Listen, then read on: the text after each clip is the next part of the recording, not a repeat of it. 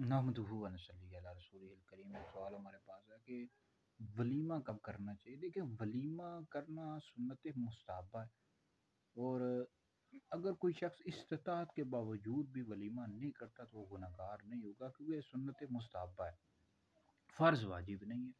اور بہر نبی کریم علیہ السلام نے اس کا حکم دیا، بخاری شریف میں حدیث ہے کہ ولیمہ کر اگرچہ ایک بکری کے ساتھ ہو۔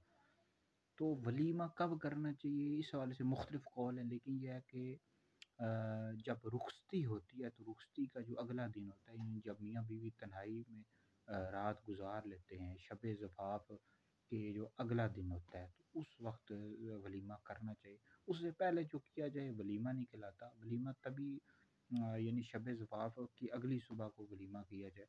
اور اس میں یہ ہے کہ لازمی نہیں ہے کہ آپ بہت زیادہ لوگوں کو جمع کریں، بلکہ آپ کے جو عزیز و قریب قریبی رشتہ دار ہوتے ہیں، محلے پڑوسی والے، ان کو جمع کر لیں اور ان کو کھانا کھلا دیں۔